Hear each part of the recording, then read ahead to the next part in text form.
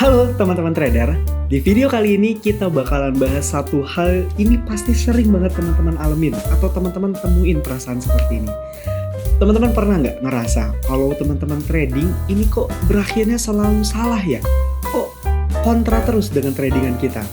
Nah, di video kali ini kita bakalan bahas gimana cara ngatasin perasaan tersebut. Jadi simak video ini sampai akhir. Oke. Masalah yang sering banget terjadi adalah ketika kita masuk ke dalam market ya, kita bikin trading plan, kita entry di sana, terus kejemput nih. Tapi ternyata tiba-tiba market nggak sejalan sama trading plan kita. Market malah kontra. Misalnya harusnya buy, udah ngejemput, bukannya dia naik ke atas malah turun ke bawah gitu kan. Ini kan jadi bikin kita frustasi nih, kita jadi bikin bingung, ini yang bener tuh gimana strateginya gitu ya. Akhirnya nyari strategi A, nyari strategi B, gimana nih yang cocok sama diri saya sebetulnya. Nah kan itu kan sebetulnya jadi sebuah masalah yang perlu teman-teman beresin. Atau mungkin teman-teman udah bikin trading plan yang teman-teman udah tahu nih dapat strateginya dari master A misalnya, ini udah pasti dijamin profit. Tapi ternyata nabrak stop loss teman-teman. Akhirnya teman-teman di situ confused, di situ bingung. Ini sebenarnya apa yang salah gitu kan? Kok berakhirnya stop loss kayak gini? Nah, tenang teman-teman. Teman-teman nggak sendirian. Itu adalah sebuah proses dalam dunia trading. So, kita bakalan bahas. Oke, yang pertama kita bakalan bahas dulu feel atau perasaannya yang tadi teman-teman hadepin.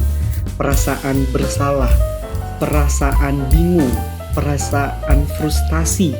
Nah, ini disebutnya namanya dengan agitasi. Atau di bahasa Inggrisnya itu agitate, sama dengan agitasi. Apa itu mas agitasi? Agitasi itu adalah sebuah perasaan di mana teman-teman ini udah melakukan semuanya dengan benar. Teman-teman udah nyusun trading plan sesuai core strateginya. Teman-teman udah bikin rencana trading teman-teman dengan disiplin, dengan konsisten. Tapi kok masih kena stop loss juga? Mana? Apa yang salah gitu? Kan jadi tanda tanya besar ya kan biasa di kepala kita gitu. Ini kira-kira emang marketnya lagi begini atau strateginya salah nih? Dan gue harus kayak gimana? Gitu kan? Dengan teman-teman dihadapin dengan situasi kayak tadi, teman-teman udah konsisten, teman-teman udah straight on rules, tapi hasilnya masih gagal terus, ini jadi bikin teman-teman putus asa. Teman-teman jadi demotivasi. Kayaknya, udahlah gue gak usah trading deh kalau misalnya akhirnya kayak gini. Motivasinya hilang, semangatnya hilang. Tapi sebetulnya teman-teman, itu ada solusinya. Apa mas solusinya? Oke, kita bahas yang pertama. Solusi dari agitasi ini, rasa frustasi ya. Tadi kita udah bahas dulu. Agitasi adalah rasa frustasi. Frustasi akibat kegagalan yang berulang. Padahal, ini ada padahal nih, padahal udah melakukan semua hal dengan standar SOP lah gitu sebutannya. Gitu. Jadi teman-teman udah punya core-nya nih, teman-teman udah punya panduannya, pokoknya harus ABCD, udah diikutin, tapi kok masih salah juga ya, kira-kira kenapa gitu. Nah, nih agitasi adalah rasa frustasi yang muncul. Gimana mas solusinya gitu untuk ngehadepin rasa tersebut? Karena kan kita sebagai seorang trader, kita ini harus mampu untuk mengatur psikologi kita. Karena perang terhadap diri sendiri itu jauh lebih besar teman-teman porsinya dibandingkan dengan teman-teman mencari teknikal yang cocok buat teman-teman. Perlu teman-teman ingat, ini teman-teman ini bahasan awal banget, ini buat teman-teman yang awam banget, segitiga di dalam forex porsinya. Ada teknikal, ada money management, dan ada juga psikologi. Nah, ini sebetulnya musuh terberat kita itu di psikologinya. Porsi paling gede ternyata. Teknikal porsi paling kecil, money management ya so-so lah. Tapi psikologis ini porsinya gede banget. Jadi perlu teman-teman sadar dan teman-teman perlu tahu gimana caranya ngehadepin psikologi yang ada di dalam diri teman-teman. Teman-teman harus bisa ngatur emosi teman-teman. Oke, solusi yang pertama. Yang pertama, teman-teman perlu sadar bahwa market ini bekerja bukan karena teman-teman aja. Ada ribuan trader lain, ada ribuan institusi yang masuk ke dalam market, satu kolam yang sama dengan teman-teman. Dan keputusannya beda-beda. Ada yang satu jual, ada yang satu beli, ada yang satu jual lagi, yang satu beli lagi. Makanya kenapa teman-teman, market candle ini selalu bergerak, selalu naik, selalu turun. Itu dari apa sih mas? Jadi market bekerja ini sesuai berdasarkan order di market tersebut. Market nggak akan bergerak tuh dengan yang namanya fundamental. Market juga nggak bergerak karena adanya teknikal. Tapi market bergerak ini berdasarkan order yang terjadi di market itu sendiri. Jadi sebetulnya market ini bukan melawan kita. Teman-teman perlu sadar, kita kan kebanyakan berasumsinya, wah ini berarti marketnya kontra nih dengan kita gitu kan. Padahal sebetulnya teman-teman cuma perlu menyadari gimana market ini bergerak. Jadi teman-teman ngikutin, teman-teman follow trend dari situ. Nah kan ini kan jadi bahasan yang menarik kan. Teman-teman perlu follow trend. Ketika marketnya maunya ke sana, ya kita ikutin ke sana, jangan malah kita counter gitu. Jadi teman-teman perlu lihat ini pergerakannya trader-trader lain ini mau kemana ini. Kira-kira institusi-institusi ini pada bergerak kemana ya, kita ikutin gitu. Maka dari itu order-order yang terjadi di dalam market ini berdasarkan sesuai dengan yang dilakukan oleh trader-trader lain yang nggak kenal sama kita nggak kenal mereka nggak kenal kita. Jadi poin pentingnya market tidak melawan kita, tapi market punya dinamika sendiri. Nah, teman-teman perlu sadar gimana cara dinamika market itu bekerja gitu. Oke, gimana caranya untuk misalnya Mas, aku udah ngikutin nih, misalnya aku udah follow trend gitu ya. Tapi ternyata hasilnya masih sama aja, masih gagal-gagal juga, masih kena stop loss juga gitu. Terus apa yang perlu dilakukan agar tetap safe akun tradingku gitu. Oke, ini masuk ke solusi yang kedua. Teman-teman bisa mengurangi resiko di tradingan teman-teman tentunya. Nah, ini contohnya kayak gimana? Misalnya, teman-teman kan di komunitas NFC, apalagi yang udah pernah belajar sama kita, atau mungkin teman-teman yang udah hatam YouTube ini, itu pasti harusnya sudah tahu money management. Nah, ini balik lagi ke video sebelum-sebelumnya, ini kita sudah pernah sempat bahas juga tentang money management. Teman-teman perlu tahu juga gimana caranya manajemen resiko. Jangan sampai teman-teman jadi over risk. Teman-teman cuma punya uang sekian, tapi pengen dapet rewardnya sekian, akhirnya teman-teman mengorbankan risknya sekian. Jadinya kegedean, ujung-ujungnya nggak kuat akunnya, MC lagi. Itu kan sebetulnya yang sering terjadi. Kebanyakan ya yang aku lihat, ini teman-teman trader ini yang MC ini karena pertama, over trading dan juga overload. Nggak ngerti berapa lot yang perlu dimasukin di dalam market. Berapa lot yang kira-kira cocok, yang aman dengan, misalnya balance cuma 100. Ini lotnya kira-kira berapa ya Mas yang cocok tapi aku bisa tetap safe dan bisa tetap dapat profit di dalam market. Nah, maka dari itu teman-teman perlu mengurangi resiko kalau misalnya kegedean.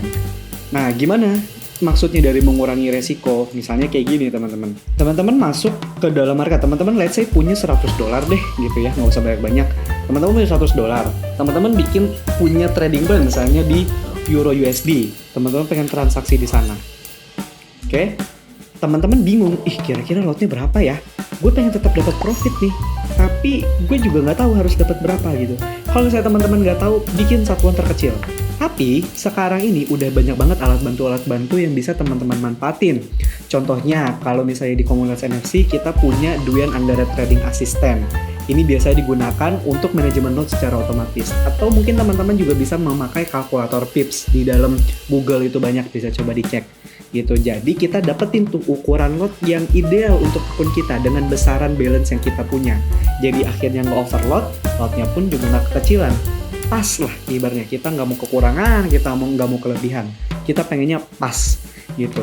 Misalnya transaksi cuma teman-teman punya balance $100, tapi pengen ngambil lotnya 0,5. Ya gede banget. Iya sih, dapatnya gede. Teman-teman kalau misalnya 0,5, satu pipsnya aja itu bisa $1 berarti. Berarti untuk kalau 0,5 ya berarti dapatnya setiap satu pips itu $5 per pips. Nah, gede kan dapatnya gitu. Satu pips tuh $5 loh. Apalagi kalau misalnya 10 pips dapatnya ya $10. Wah, gede banget. Apalagi kalau kita punya lebar area 100 pips. Indah banget ya Mas. Dapat berapa tuh? Berarti $100. Luar biasa. Tapi resikonya gede banget. Iya, kalau TP, kalau SL, teman-teman habis MC langsung $100 gitu kan. Nah, itu jadinya nggak cocok resikonya. Resiko yang baik seperti apa? Bisa pakai trading assistant yang kita NFC biasa gunakan, atau teman-teman pakai kalkulator pips ya, kalkulator lot. Jadi teman-teman tahu besaran lot yang ideal. Oke, contoh yang kedua, ini misalnya kita sudah dapetin besaran lot yang pas gitu ya. Kita udah pakai trading assistant yang biasa teman-teman di NFC gunakan, atau mungkin teman-teman pakai kalkulator lot juga. Misalnya teman-teman keluar angka 0,03 lot gitu ya. Berarti yang teman-teman dapat ya 0,3 dolar per pipsnya. Which is berarti kalau misalnya teman-teman punya lebar area 100 pip, kalau hit TP ya tinggal hitung aja tuh dapatnya berapa. Ya kan lumayan juga gitu. Pun kalau misalnya hit SL nggak sampai 100 dolarnya itu habis, nggak sampai MC. Kenapa bisa seperti itu? Karena manajemen lotnya pas, resikonya pas, nggak kelebihan, juga nggak kekecilan. Teman-teman tetap kalau profit dapetin, nikmatin hasil profitnya. Kalaupun misalnya kita kontra dengan market, teman-teman nggak frustasi, teman-teman nggak makin stres.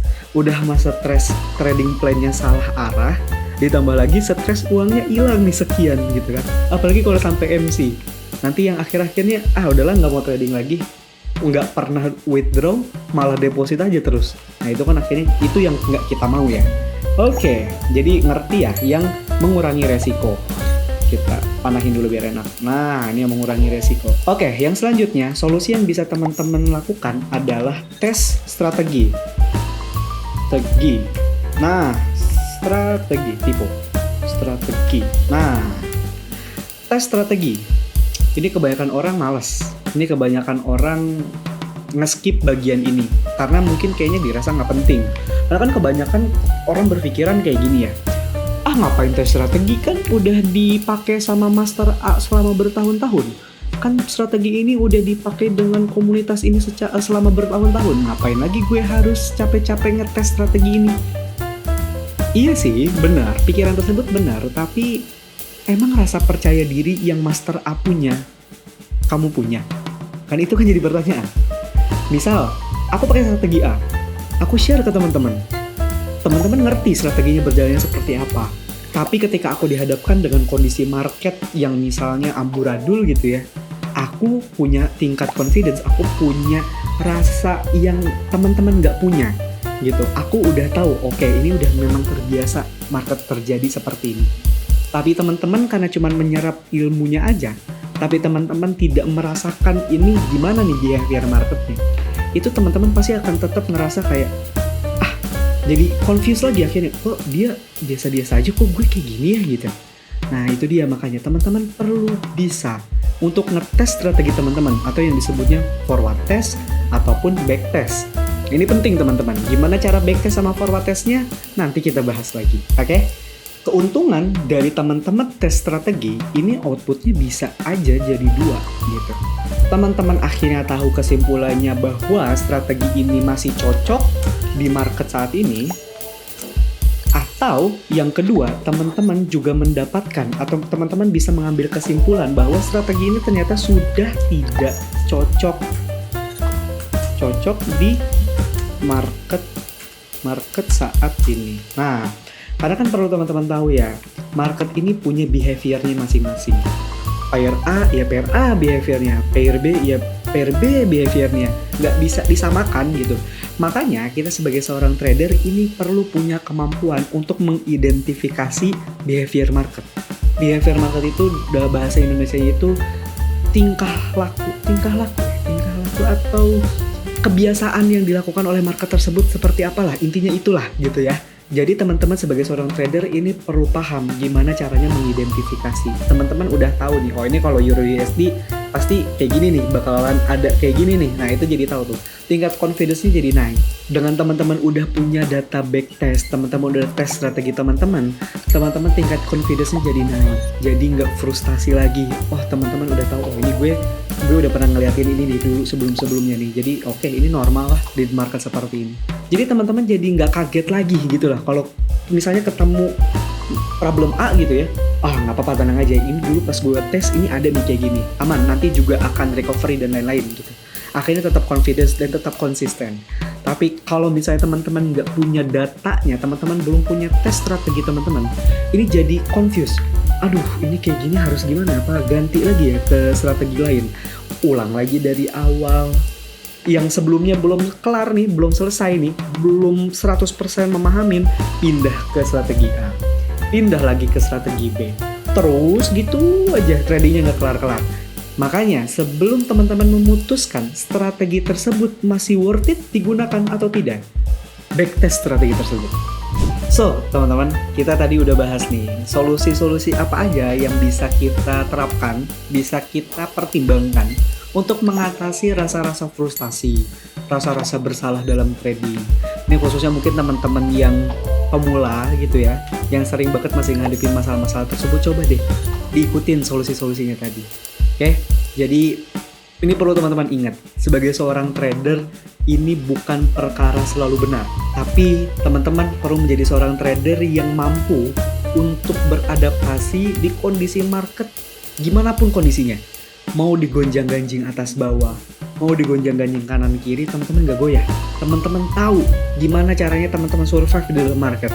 Teman-teman tahu plan B-nya, plan C-nya, dan seterusnya.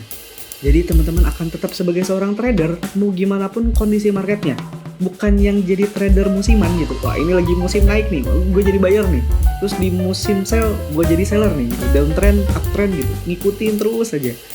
Bulan ini trading, bulan depan nggak dulu deh gitu. Makanya jadi seorang trader ini perlu serius dan perlu tahu gimana caranya ngehadepin kondisi market. Apapun kondisinya. Oke, yang terakhir, ini info penting banget buat teman-teman simak, khususnya teman-teman yang masih awam banget di dunia trading. Teman-teman masih baru kepengen masuk ke dunia trading tapi nggak ngerti mulainya harus dari mana. Teman-teman yang nonton video ini tadi nggak ngerti apa yang namanya pips, apa yang namanya lot, apa yang namanya manajemen resiko, di mana kita market itu bekerja seperti apa gitu, nggak ngerti. Info ini harus disimak baik-baik. Komunitas NFC kita bakal adain workshop online Forex First Class secara live Zoom tanggal 29 April sampai dengan tanggal 7 Mei.